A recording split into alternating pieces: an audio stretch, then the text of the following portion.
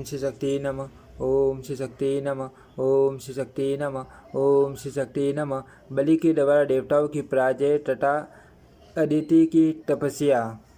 नारद जी ने कहा, भाई जी, यदि मैं आपकी कृपा का पात्र हो तो भगवान विष्णु के चरणों के अग्रभाग से उत्पन्न हुई जो गंगा बताई जाती है उनकी उत्पत्ति की कथा मुझसे कहिए। श्री सनक जी बोले, निष्पाप नारद जी, मैं गंगा की उत्पत्ति बताता हूँ, सुनिए। वह कथा कहने और सुनने वाले के लिए भी पुण्यदायिनी है तब तथा सब पापों का नाश करने वाली है। कश्यप नाम से प्रसिद्ध एक मुनि हो गए हैं। वे इंद्र आदि देवताओं के जनक के दक्ष पुत्री दिति और अदिति ये दोनों उनकी पत्नियां हैं। अदिति देवताओं की माता और दिति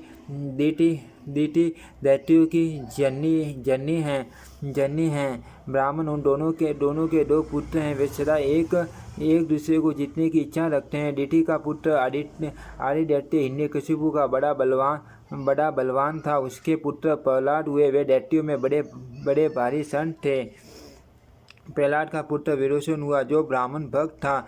विरोचन के पुत्र बलि हुए जो अत्यंत तेजस्वी और प्रतापी थे। मुने बलि दैत्यों के सेनापति हुए।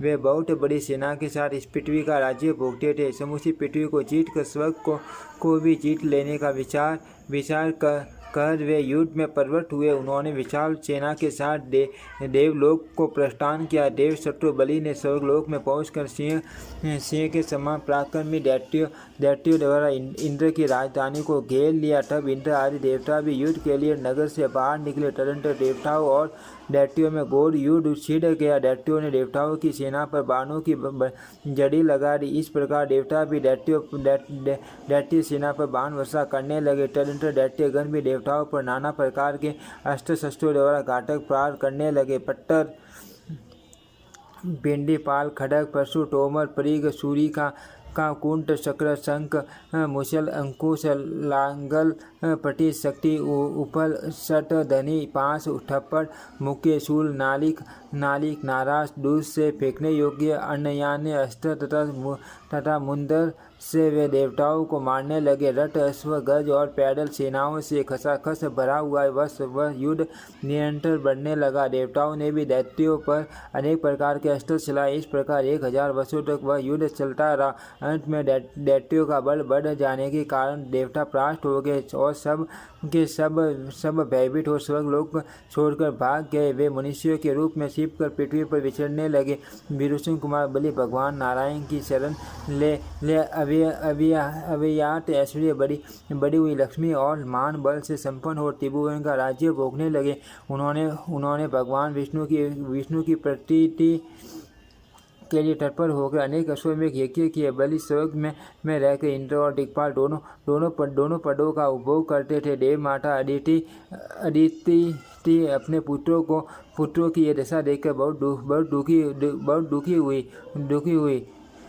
दुखी हुई। उन्होंने यह सोचकर कि अब मेरा यहाँ रहना व्यर्थ है, हिमालय को प्रस्थान किया। वहाँ इंद्र का ऐश्वर्य तथा दैत्यों की पराजय चाहते हुए वे भगवान विष्णु के ध्यान में तत्पर हो अत्यंत कठोर तपस्या करने लगी।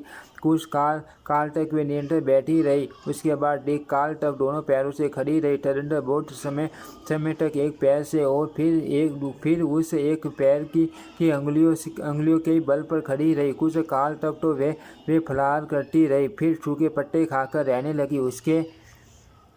उसके बाद बहुत दिनों तक जल पीकर रही, फिर वायु के आहार पर रहने लगी और अंत में उन्होंने सर्वथा आहार त्याग दिया। नारद जी अदिति अपने अंतम करण का सच्चिदानंद गण परमात्मा का ध्यान करते हुए 1000 दिव्य वर्षों तक तपस्या में लगी रही। तदनंतर दैत्यों ने अदिति को ध्यान से विचलित करने के लिए अपनी डाढ़ों के अग्रभाग से अग्नि प्रकट की, जिसने उस वन को क्षण भर में जला दिया। उसका विस्तार 100 योजन था और वह नाना प्रकार के जीव जंतुओं से भरा हुआ था। जो दैत्य अदिति का अपमान करने के लिए गए थे वे सब उसी अग्नि से जलकर भस्म हो गए।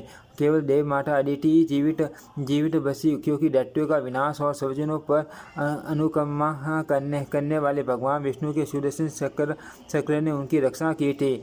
ओम श्री शक्ति नमः, ओम श्री शक्ति नमः, ओम श्री शक्ति नमः।